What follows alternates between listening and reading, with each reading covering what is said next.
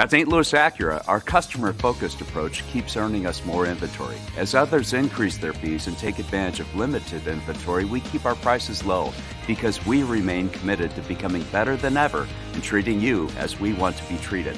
We want you coming back and sending your friends and family to a veteran-owned, family-based business you can trust. Blessings for a wonderful holiday season and a prosperous new year from our families to yours. St. Louis Acura, better than ever for you. Hey, welcome on in to another episode of Lunch with Claibs and Joe here on claibsonline.com, powered by Ameren Illinois, driven by Mungenast St. Louis Acura, and also sponsored by Ryan Kelley, the home loan expert.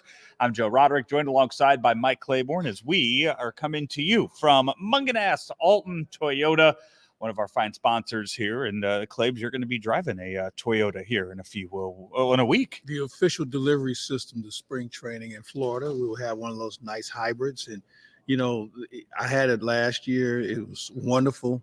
Almost bought one. I'm trying to get my significant who may be looking for a vehicle to get one. But I'll tell you one thing, folks, there's so many different vehicles that you have available to you here at Mungenast.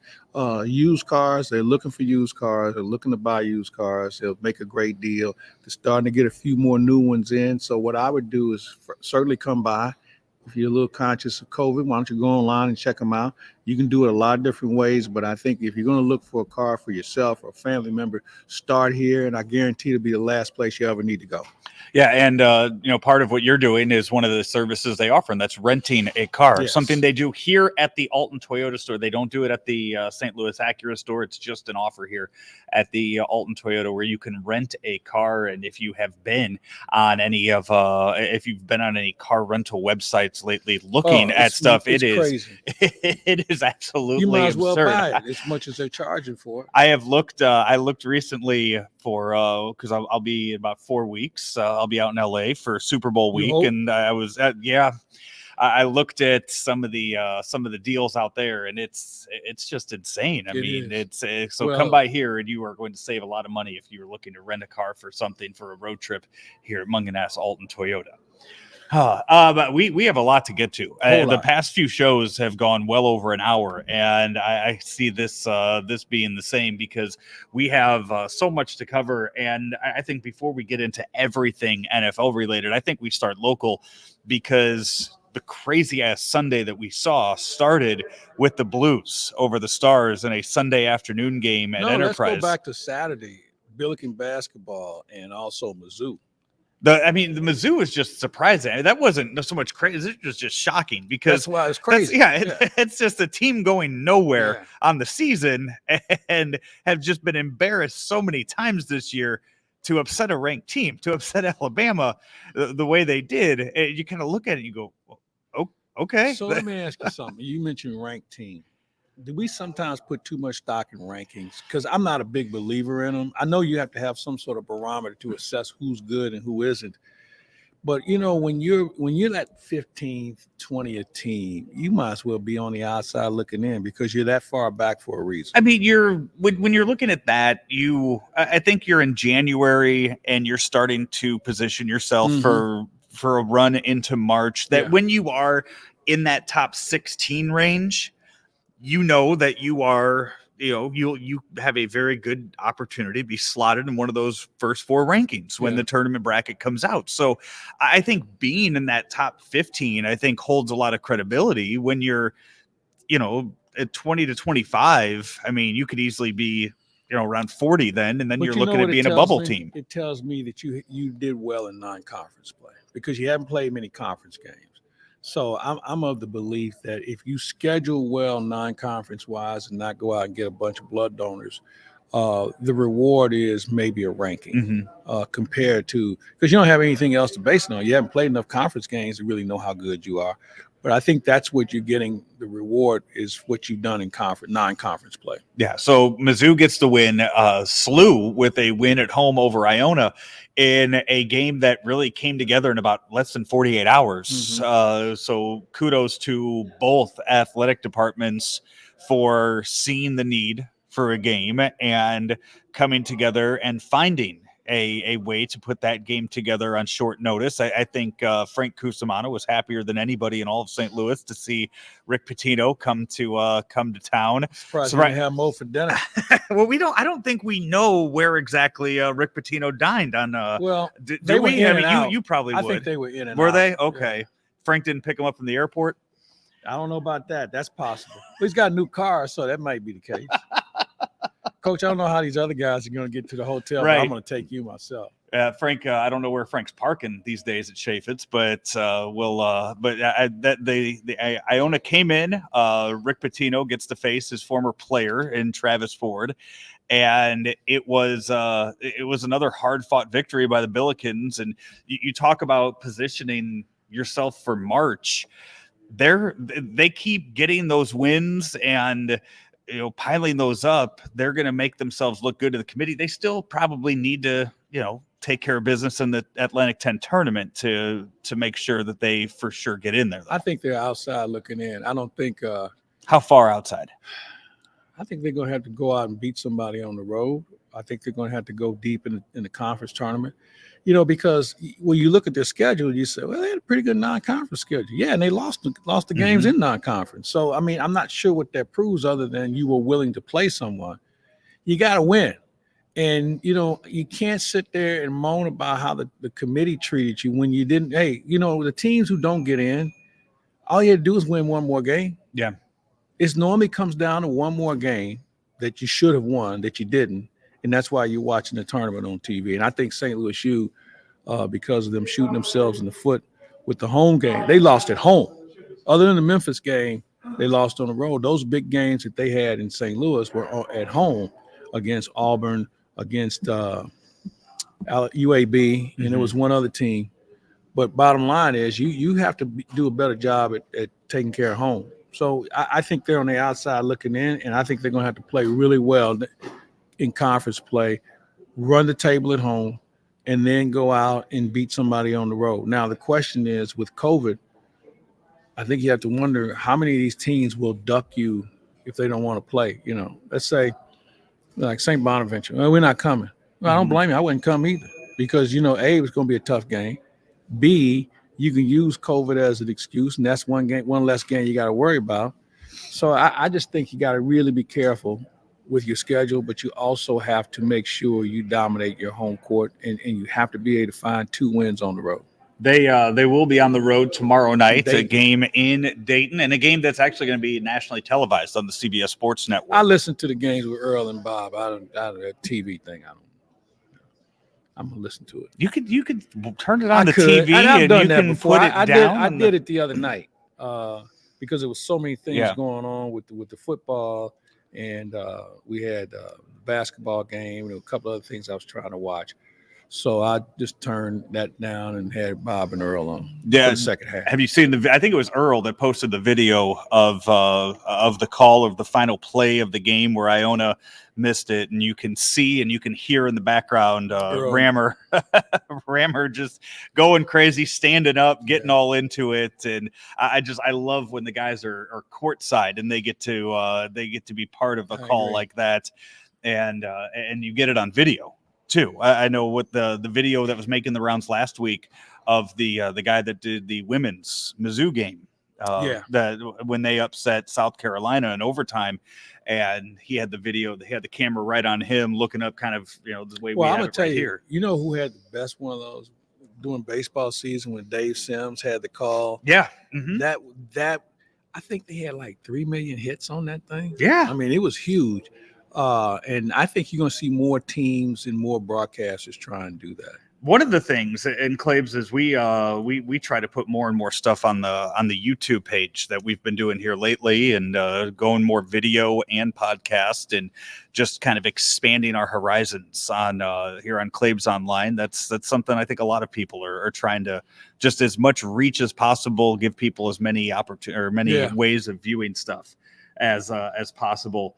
I'm one of the things I meant to do earlier today too was to start there's a thing called Twitter Spaces now, where I think it's like a live podcast, like a radio show almost, that you just put up there on Twitter. So I meant to start that right now, and I think this is how it works. So I'm just starting that right now, Claibs. So I believe that's how it works, to where we just sit here and we're just talking, and people just hear what we're saying on Twitter the same way they're watching us on Twitter and Facebook right now. So I think that's how all of this works. I have no idea. I have to do more research into all of that. It's not as simple as just, putting on KMOX and listening to you on the Cardinal games.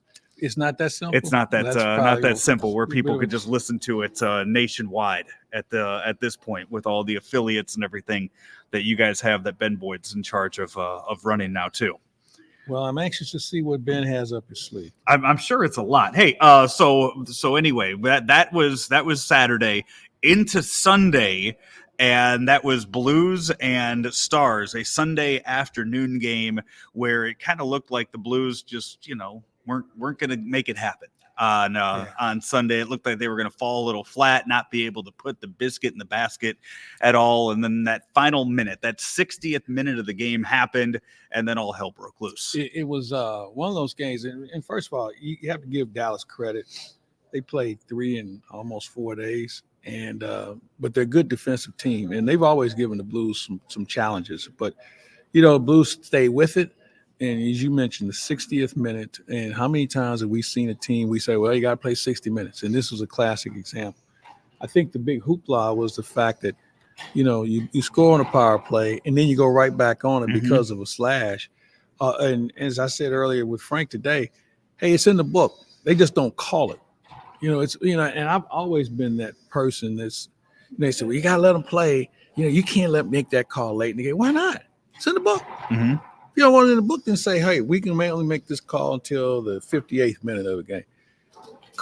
And I'm good with it. Even if it wasn't the Blues, if it was the Blues on the other end, I could still live with it because it's in the book. If you don't like it, then you can change it. And then you can say, all right, we're going to every man for himself for the final 2 minutes. I don't care what you do. But and that goes for every sport. I agree. I mean, how many times do players complain about a ref swallowing the whistle in the final minute of a basketball game? The game Saturday night with St. Louis U, I thought the officials let them play. Mm-hmm. I thought the reason why St. Louis U won was because they made free throws. And Iona had free throw opportunities as well. But here's the deal.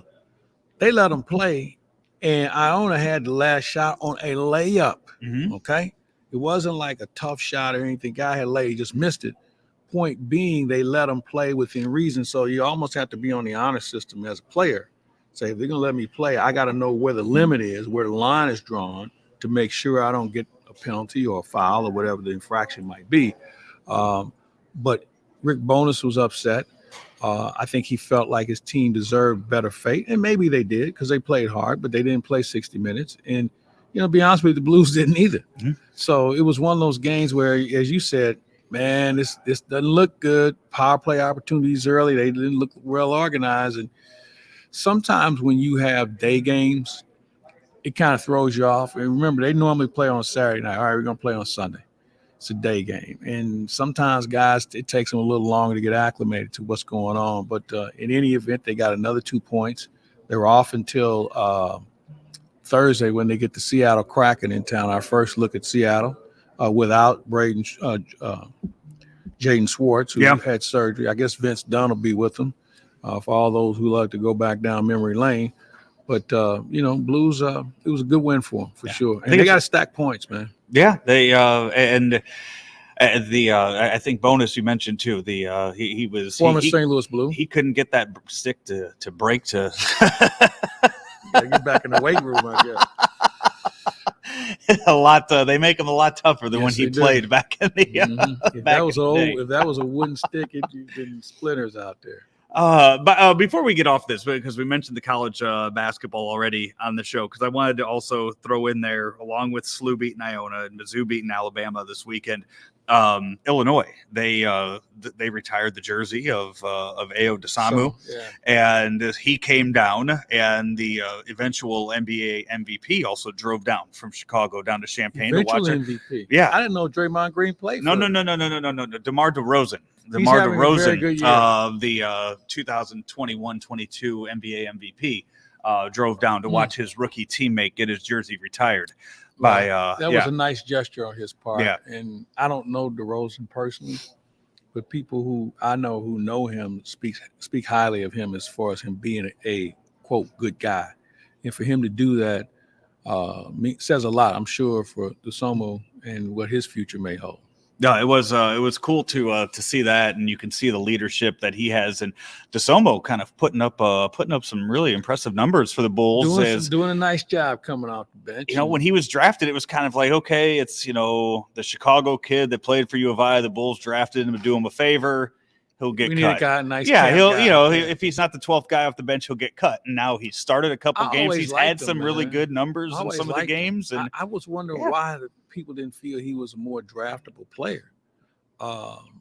He's got good size. I mean, he handles the ball well, shoots it reasonably well. Sometimes you get typecast for all the wrong reasons, but I think he's a good player, and I hope that things really develop for him where he gets more playing time. And with that being a new staff, everybody's trying to trust everybody at this point and figure out who can be there for you when the games really get tough down the stretch. So good luck to him. Yeah, your boy Draymond Green was out there just for the tip-off yesterday, and that was all he did, just to be on the court he's hurt for a couple seconds. Yeah, he's hurt. He's got a calf injury, and he just wanted to be there. He couldn't be there in a suit. He wanted to be on the floor with him. I mean, you got to understand, that's a very close-knit team. It is. I mean, very close-knit. I don't know if we've had a team that more close-knit than the Warriors. And because, we learned that Michael wasn't the best teammate to some. We've learned about other guys. But those three guys have been there from day one together. So it says a lot about Green. Now, granted, Green is tough. He's a tough matchup because he can play cheap. He can play chippy. But I don't know who guards better right now in the league than him in any position. I sat here and I said DeRozan as the MVP. You really think Green is? He's gonna get some votes. He's gonna get some votes. Like him or not, he will get some votes because he's been the glue. He's been the glue to that organization. He rebounds. He can run the offense. He does a lot of things that most guys don't do, can't do, or won't do. And his energy is something that you can't copy. So, I guarantee you he'll get some votes. Have Giannis and LeBron, have they put themselves in that category where you just expect it every year to where they will lose they won't get votes because it's just. Yeah, you already won it before. Yeah. Or, this is what you should do every night. You're not doing anything special. Here's the thing that they do. They always look for the new guy. They don't. It's just like being a great coach. I don't think Pat Riley was ever coach of the year when he was with the Lakers. They always find some other guy who was fired 2 years later because you're expected to win. Well, yeah, I'm expected to win and I'm doing it. So where's the reward? Because there's some other guys you expect to do well and they're sitting at home watching me play on TV. So it's one of those things where I think sometimes the voters, try and spice it up a little bit. And I'm not sure if that's the best approach to it. Just like I'll be interested to see who, and we haven't gotten to football yet, but I'll roll out there. Who's the coach of the year in the NFL? There are a lot of options when you look at. We'll get to it. We'll get to it when we get down to all the coaches being fired, because I think there's a few different ways you can look at who should be coach of the year and who will eventually get those votes for that. So there you go. Covered all that. We have a lot of football to get to here on Lunch with Claibs and Joe. Before we head over to our Ameren Minute, though, Claibs, we got a new sponsor on board here. We do. We have a new sponsor. And, folks, here's the deal. It's Perfect. Yes, Perfect. Perfect K9. Yeah. And so here's the deal. For all you folks who are out there who are pet owners, dog owners, you're going to run into situations, especially this time of year, maybe you gave your kid a pet, or maybe somebody has a pet in the house and maybe they need a little work, potty training, maybe obedience, you name it. And you think you know what you're doing, but maybe you're compounding the issue. So I decided to take my two dogs to a place that I found to be just up my alley as far as what they've been able to do. Very professional. They not only work with domestic situations, they work with any dog. By the way, that's something that's important because a lot of trainers won't work with pits and mixed breed dogs that may have been miscast in the wrong way. What they do is work with all dogs. They work with various police departments. They've even trained some Navy SEAL dogs. So they have an understanding of different breeds and what you can do with them. So I'm going to give them my dogs, and we're going to kind of keep you updated on how this whole process is going to work. Give them some time. There's Maya and Ellie. So I'm going to give them my dogs, and we'll see how it works out, and I'll keep you updated on the progress. I want to be able to do everything, including host this show at some point. So we'll see how that works. Perfect K9. Check them out. Go online, click on our website, and you can go to their link and you can read for yourself the success and the experience that they have. We will get into all of the NFL talk in just a bit, right after this Ameren Minute.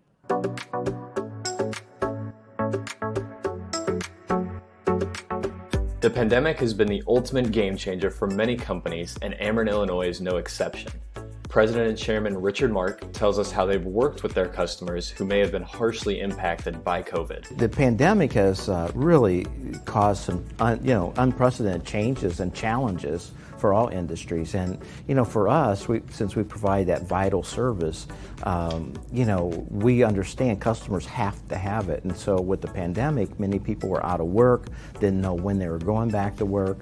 So some of the things that we tried to do was say, how do we help those customers along? How do we provide some money to make it available if they couldn't pay their bill? How could we maybe suspend late fees and late payments and those types of things?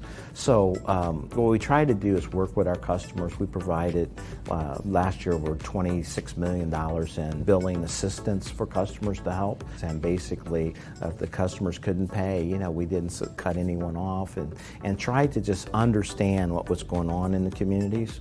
And I think that's really the real core and the basis of what we try to do.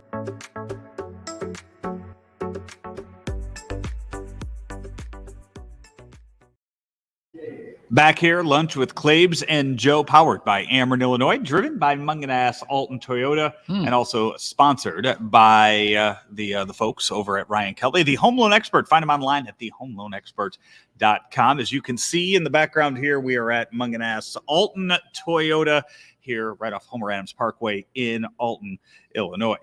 Week 18, first time ever saying week 18 in the NFL. Actually, no, that's not true. Wasn't there was a week 18, 1994 when they gave the teams 2 bye weeks? Yeah, I believe you're right. I think it was 94 when they had the 2 bye weeks during the season. But we had 17 games on the schedule yesterday, and a lot was at stake in a handful of them, and none more than what we saw in that Sunday night football finale, where all the teams had to do, all the Raiders and the Chargers had to do, was go out there and take a knee for 6 or 75 minutes, and both teams would have made the playoffs. Yeah, but let me stop you right there, because I've heard this debate. Both teams could. The Raiders didn't host the Chargers to get the Chargers in postseason. Okay. I think had they taken a knee, I would have really had a question. I would have questioned the integrity of the game. It's a division rival, first of all. There's no way in hell I'm helping the Chargers, and the Chargers wouldn't do it for the Raiders. So the whole take a knee thing is off the table for me. And they said that as such leading into it, but it was mostly a case of all they have to do is tie. If both teams tie, they make the playoff. They both make the playoffs. So it was thrown out there that, hey, if they just take a knee, which the only reason I would have liked to see that was to just see how Al Michaels and Chris Collinsworth would have gone about broadcasting a game where both teams just went out there, took knees, punted, took knees, and just did that. They would have, because the league would have stopped them right there. Right. I mean, it would have been entertaining because the bookmakers to see that would happen. have lost their shit over this. Yeah. Okay. And let's take this into account, folks. This was an important game for the bookmakers. Last game of the season. And you know what was interesting? Collinsworth and Michaels were talking tie from the second snap of the game. What if? They kept talking about it like they saw it coming. I don't know if that's the case or not. 32-32 game. You can't see that coming. Exactly. But, they kept talking about it. Here's another thing about the final week of the season. All these so-called records that were tied, they know they're not in play for me because they had an extra game. TJ Watt only played 15 games this year. Well, you know what? If that's the case, then you're good. Yeah, you're good. If you did it within the scope of the previous hurt for record, 2 games. Yeah, that's good. Yeah, and the record he broke was set questionably. Yeah, Brett Favre rolled over for Michael Strahan. Yeah. Here's the other thing. Here's the most overrated stat in football. He's a 1,000-yard rusher. 1,000 it's yards. It's a magic number. Yeah, but it doesn't mean anything. I mean, what is it? Average about 60-something yards? You telling me he can give you 60-something yards? 62? I think between 58 and 62 yards. That's nothing. You can't play in the league rushing for that. In a game, though, that has gone so pass heavy, that being consistent and getting to that number, again, is it's a milestone marker. It is, especially a 2-back system so many teams put out there to consistently be above 1,000. It's good. No. It's not good enough to win you games week after week. If you're a 2,000-yard rusher, that means you're putting up 110, 120 yards a game. Then you're probably winning a lot more games. An impact. Yeah, you're winning more football games when you do that. So the schedule for next week, it looks like this for the postseason. Well, hold on before we get to the schedule. Let's address a couple of things in yesterday's games. Well, let's go back to Saturday. Vic Fangio got fired yesterday. Yeah. He should have been fired. I think he knew he was fired. So why don't you got nothing to lose. You kick a field goal. You should have been trying to go for the tie then, because here's the deal. Now, maybe he says my defense isn't good enough to stop a field goal. But at least you're trying. Because do you really think you were going to get the ball back to do anything against Kansas City if they needed a push? So he should have been fired. And can we talk about the coaches that got fired? Yeah, I have that on the list. The Fangio stuff hits home locally because of the comments he made about Drew Lock after the game and throwing his quarterback under the bus. Well, he should. Well, hold on. Which Drew Lock has already got a bad rep around the NFL. Not a guy who works hard, a guy who's kind of entitled. So this Fangio isn't preaching anything that anybody else didn't already talked about. Now, because they didn't get along because he called him out on it, the book on Locke is he's not a guy who puts a lot of work into his craft. He's living off his morals. And we can even go back to Missouri, because I know Frank would talk about all these, he was one of the most prolific passers in the SEC. Did you ever look at his numbers against non-conference teams compared to the SEC teams? It's staggering. Right. He dominated non-conference teams like Southeast Missouri, and some of the other schools in Missouri were put on the schedule. When it came to playing against legitimate teams in the SEC, he was just a guy, just like he is at the NFL level. He looks the part. He never lived up to it. He led the league in interceptions last year and would have done it this year if it wasn't for Teddy Bridgewater. You have a schedule here. We'll get into all the coaches being fired, but first the games that are still in play. With the result last night, with the Raiders winning in overtime, that makes your first game, your Saturday game, 3:30 on NBC. It is Raiders at Bengals. Bengals have not won a playoff game since 1991.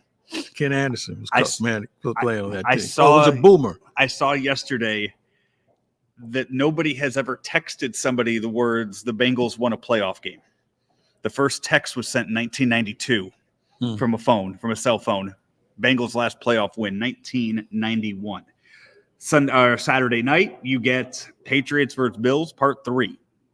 I haven't looked at what the weather is supposed to be in Buffalo. We know what that Monday night football game was when those two teams faced each other, and the Patriots threw the ball 3 times. And they won, throwing the ball 3 times. They won't do it 3 times. And then they went to Foxborough, and Josh Allen had a good game, and they won. in that one. Patriots were in the driver's seat before that game when Josh Allen beat them in Foxborough. Sunday, the early game, it is Eagles at Buccaneers. The Eagles are one of those teams. I see both teams from Pennsylvania just kind of being fed to their opponents in the first week of the playoffs. I don't think the Eagles, I don't think the Steelers, either one of them have any chance of winning their playoff games. I think you make a valid point on both of those. This one, I imagine this one will have all the ratings and a lot of flashback memories in this one. The first game or the second game on Sunday. San Francisco and Dallas. Yes.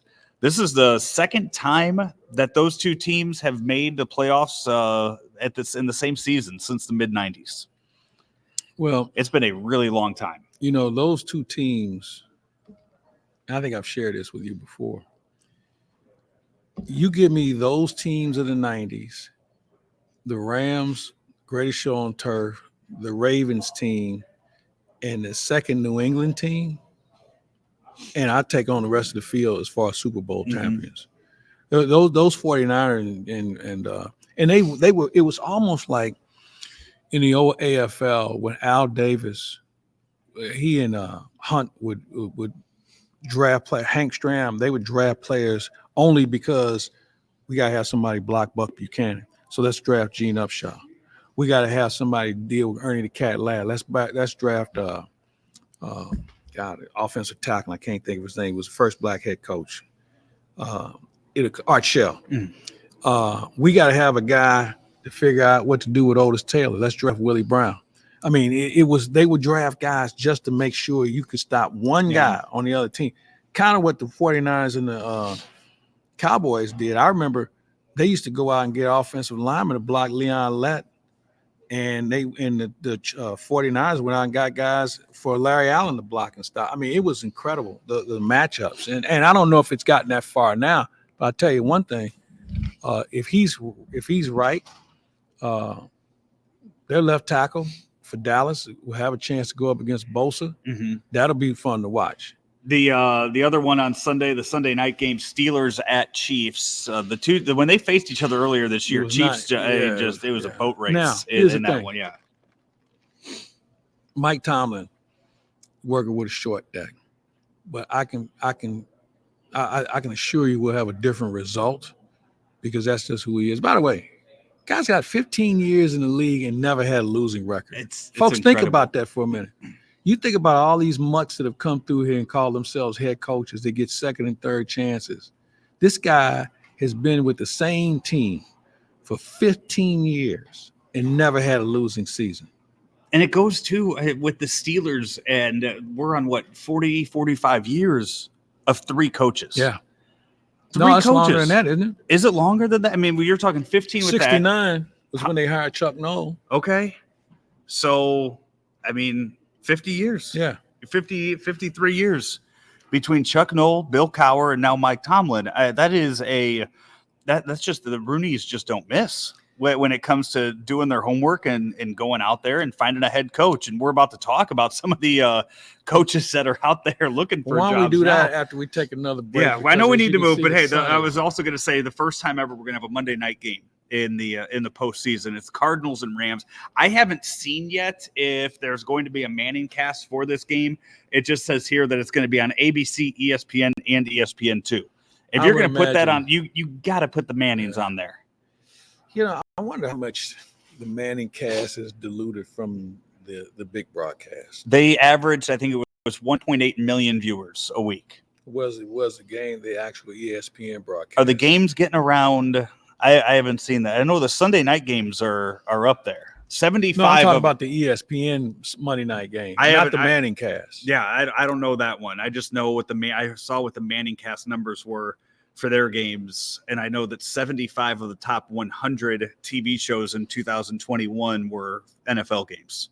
That's no surprise. No. It's always like that. So that just it's more, but they should put that Manning cast on there. We will talk about the fired head coaches and what jobs are open. We'll also discuss more of we'll see what else we have on the list. Whole lot of stuff. Yeah, we do.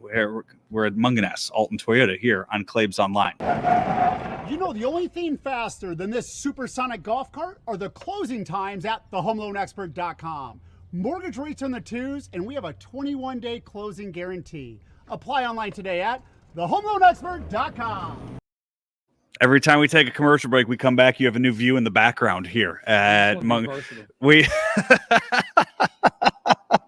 We'll have Jamie put us back. I don't know what kind of car that is. That what kind of car that is behind us over there? Is that Is that one of the new Camrys that they have back there? It's got a sold sticker on it, so it's just sitting back there. There's one for you though.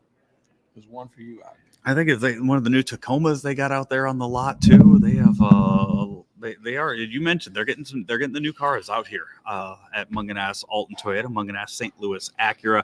Come on by, or as Claibs said earlier, just go to their website and check them out. So going in to week 18, we had 2 openings already, Vegas and Jacksonville. We knew those 2 jobs were open from issues earlier in the season. Really, you can almost say non-coaching issues. That had nothing to do with what happened on the field as to why those 2 jobs were open. Now we sit here. There is a total of 6 job openings. It should be 7. There definitely should be 7. We'll get to that 7th one in a second. But we knew first that Vic Fangio, that was yesterday. That was announced yesterday. Vic Fangio, the Broncos head coach. We already talked about that. Matt Nagy was expected, the Bears head coach. Should have never been brought back for this year. What was very they made the playoffs last year. And then you jump to a new quarterback. You get rid of Mitch Trubisky, and you give him a rookie quarterback that was just completely mishandled. That's one of the reasons why he should. Right. Fired. I can give you a number of other reasons, but that's one. Any surprise with Mike Zimmer of the Vikings?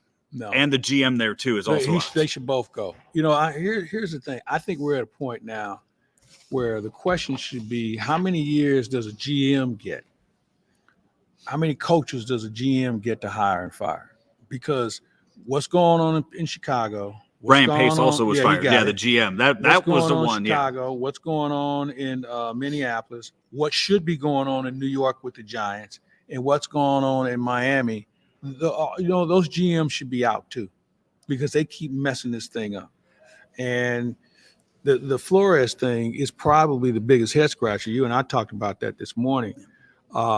I don't think anybody saw that coming. So maybe there is a philosophical difference. I know you've heard that before. Right, yeah. That might be part of the problem. I don't know.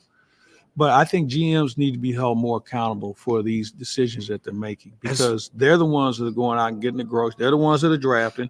They're the ones that are hiring, and it's not working.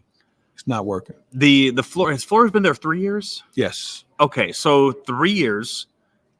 They've been to the playoffs once, right? Mm-hmm. And then this past year started off bad, 1-7. Came back, ran the table, ran 7 in a row. Won 7 in a row. They end up finishing with I guess what a winning record, 9-8 record. Yeah. 9-8. It's weird to say. It's weird to say 9-8 record. Yeah. They finished with a 9-8 record to end the year. They beat New England twice. Flores has beaten New England. Was it all 6 times? Is he 6-0? Pretty close. Or 5-1 against New England, where it kind of reminds me. Remember when Lovie Smith took over in Chicago, and he stood up there and he said one of their goals was to beat the Packers. Yeah. It was beat the Packers, and then it was whatever else we need to do to make the playoffs. But their goal was to beat the Packers. If you're the head coach of the Miami Dolphins, as long as Bill Belichick is up there running things in New England, isn't the goal? Shouldn't it always starts with them? To beat New England, and that's what he's done. And if that's what he's capable of doing, and he has that formula figured out, why would you not constantly keep him around to let him keep doing that and then figure everything out? Well, this is what I'm going to put back on the GM again, because this is a team that was in a state of flux early in the year when the GM decided to float out the rumor that they were interested in Deshaun Watson. So you put your quarterback on blast, a guy who you drafted, and all of a sudden now he's not good enough. It took Flores to step in and tell this kid, hey, you're our guy. And as soon as he told him that, he started to play better. So, again, I don't blame Flores as much as I blame the GM for this, because had he not made a big issue in the offseason about showing interest in Watson, I think this team would have been better off.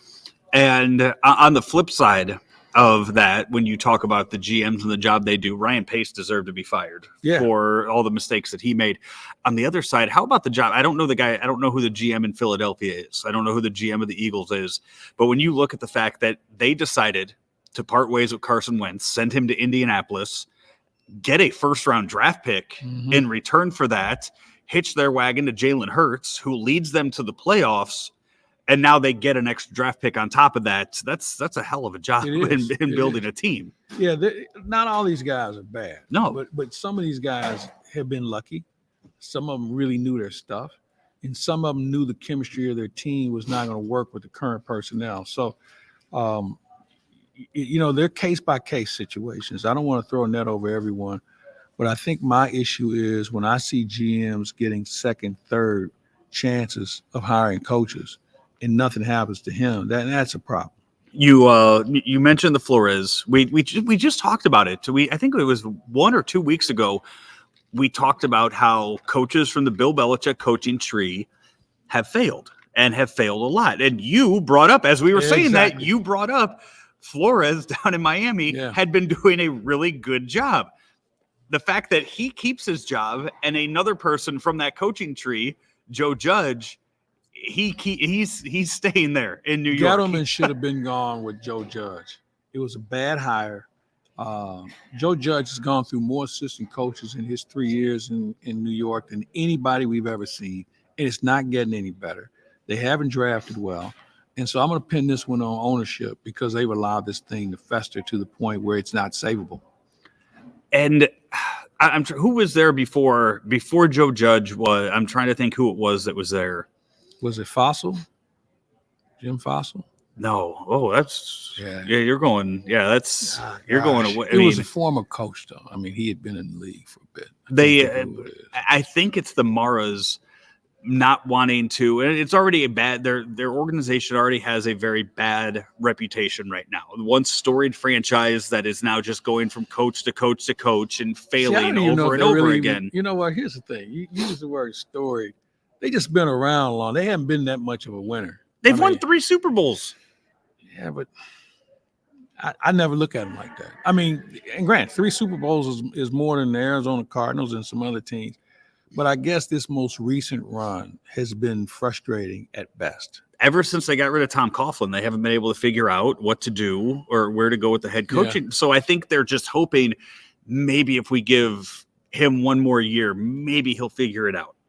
Maybe he'll get it right in that one more year. You don't have that kind of time in that market. Now, if he's somewhere else, maybe he gets another year. I don't think you can give him another year in New York. I think that the cake's been put in the oven, and I think he's done. I just don't see where this is going to turn around. I think he's lost the confidence of his players. His coaching staff doesn't really think a lot of them because they're on eggshells. So I'm not sure if keeping this guy around is going to be the answer to success. So it is 12:45 right now on Monday. We know of the 6 openings that are there. Is there going to be enough pressure by the New York media to pull the plug on Joe Judge? Yeah, I think so. Because I didn't see how they were any better. I don't see how they did anything that says, hey, you know what? This guy comes back and we do this. They don't have enough of those guys. So I just think it's time to just move on. Put yourself on a 3-year plan. Get somebody in there who understands personnel and go from there. Now, the question is from a personnel standpoint, because of how analytics is taken over this game as well, you have a lot of people who have no real football experience as far as front office is concerned. And that's a concern that I think we're starting to see more and more in the NFL, where we don't have legitimate football people in place. We've got guys who can read the tendencies and things of that nature, but you better be able to have people who can assess talent. You better be able to have people who know how to interview, and you better be able to have people who know how to get people coached up. Mm-hmm. We don't have that in New York right now. All right, so the job openings right now: Jacksonville, Las Vegas, Denver, Minneapolis, Chicago, and Miami. The only name that I have heard attached to any of those right now is Jim Harbaugh to Chicago and to Miami? Does he make the jump from the second-ranked team in the nation, Michigan, where he had the Wolverines? They were the second-ranked team. Does he make that jump from college? Does he go from his alma mater to the team that he played a majority of his NFL career with, to the Bears? He played a majority of his career with the Bears? I think he played more for the Bears than he played for anybody else, didn't he? I think he played a lot for the Colts. You think he played more years for the Colts than the Bears? I think he did. But bottom line is, I don't know why he'd take that job. Unless his ego just says, I'm tired of recruiting. I'd rather go back and try and coach up pros. The Miami thing, only because Ross is a Michigan alum. I don't know how much of an impact that's going to have. I think it's time for them to start looking at other coaches who are deserving, who have earned that right. But here's my question to you. What team is the most attractive team that you think you can win with the soonest? Tell me who the quarterback is for the Broncos next year. I don't know. If it's Aaron Rodgers, then it's the Broncos. Where's Russell Wilson going to play quarterback next year? That's a good point. That's if you tell me that if John Elway can convince Russell Wilson or Aaron Rodgers to play for him next year, that instantly becomes the most attractive job. I don't know. I kind of think Miami would be attractive. I think you got a quarterback, you got a decent running game, you got a decent defense. Vegas is in the playoffs this year. Yeah. So you really think they won't give it to him? Yeah, Bisaccia. You don't think they'll give it to him?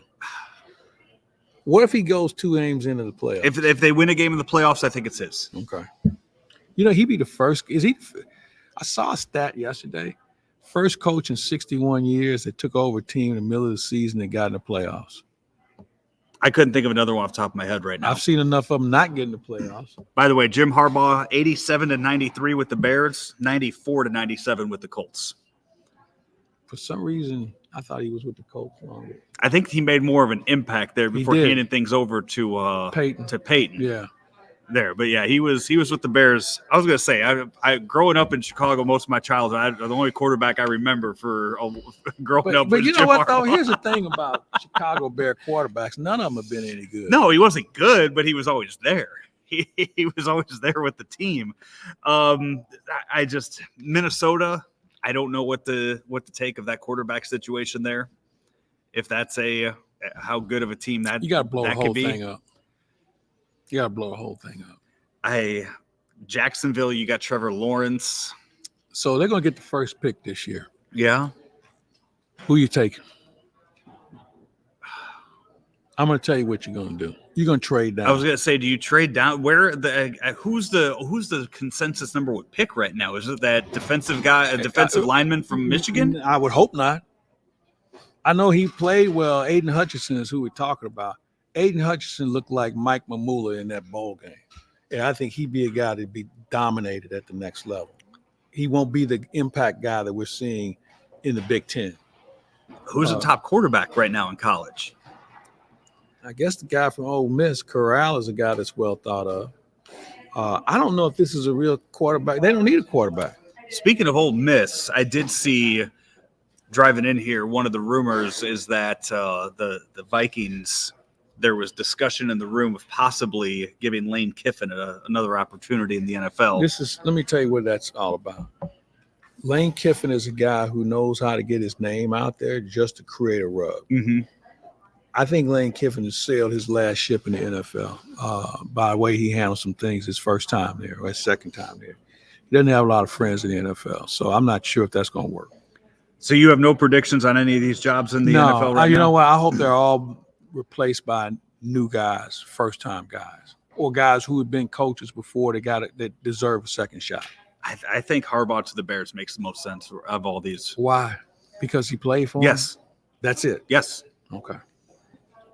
And when you look at his career so far, he went to high school in Palo Alto. Where was his first NFL head coaching job? San Francisco. Went there. Easy. Stanford. He went from Stanford to San Francisco there. Then he was a Michigan guy. He takes a job up in Michigan. He's a guy, he likes going places where he's familiar. He's going to end up at Soldier Field. and that's going to make them better. I didn't say that. I didn't say who's going to be successful. I think I'm going to have to have a little bit more. I'm going to have to have a few more concrete reasons other than what you just mentioned. And I think yours are valid. I think I got to find some other things that's going to make this thing work. With all the NFL talk that we've had, our picks for this week that we made. So here, I'm going to bring up our standings. These were the standings going into this weekend.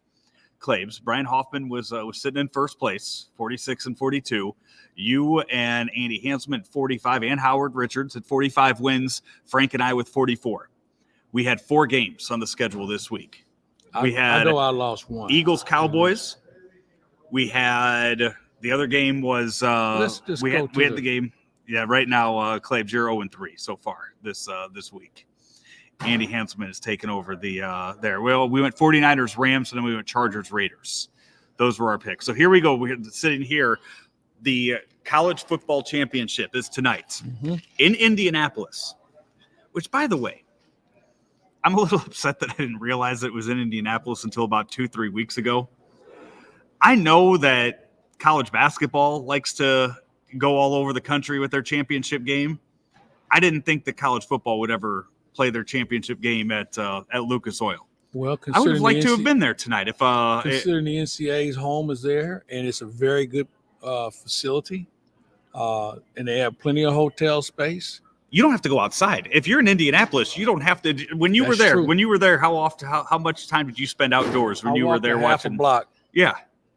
They got the skywalks connecting the entire city. It's a wonderful thing. I think it's an ingenious location for them. Yeah. If I would have done my research, I would have tried to be there for tonight. You get on the road and get there by 5 o'clock. Have you seen ticket prices for that game tonight? Yeah. Yeah, I'm talking credential for that. Yeah, that's not happening. So there is only one person that has picked Georgia to win tonight. Frank. Did you guys talk about it this morning? No, he's got a thing for this Bennett quarterback, Stetson Bennett. He initially picked Alabama. This guy.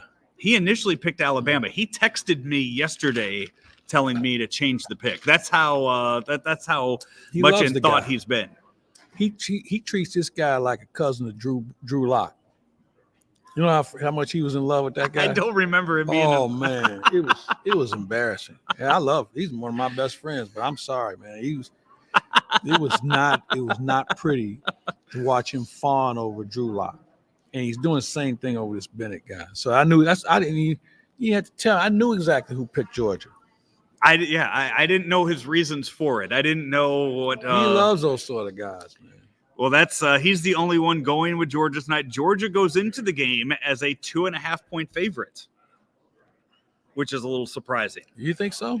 I think with the way Alabama beat them early in the conference you got to take all that off the table. Man. Why? Because that was a month ago. Okay, so maybe you make some adjustments. Maybe you show them some things you learned about yourself that you want to try and do. But I will say this: you got to establish yourself early. You cannot let Georgia Bama get up by 17 or make it 17-3 at the half. And you got to stay in this game early, and you got to hope that you can, from a conditioning standpoint. I know that's been a big deal for Georgia.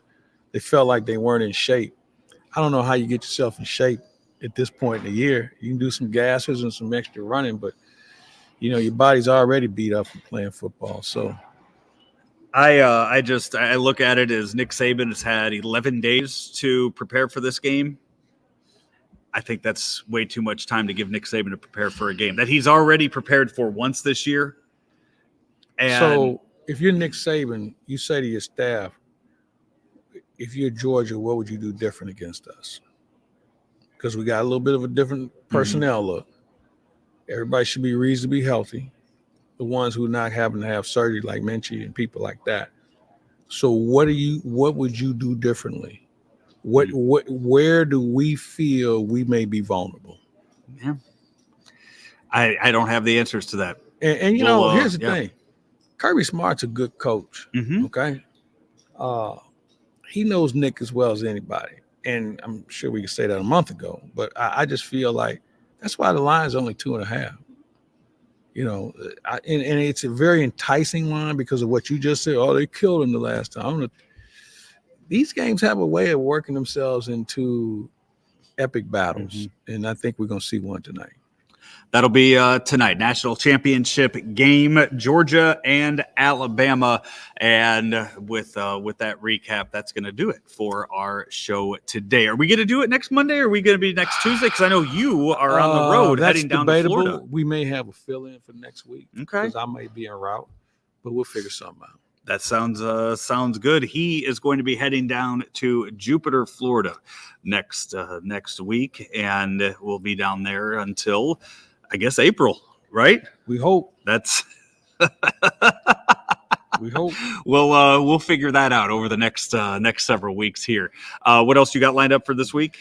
We'll huddle up with Howard, talk a little college football, put a wrap on that, talk some NFL. Hopefully we're going to visit with Kevin Weeks this week also. He saw a lot of St. Louis Blues hockey over the last few games, so we'll hopefully visit with him.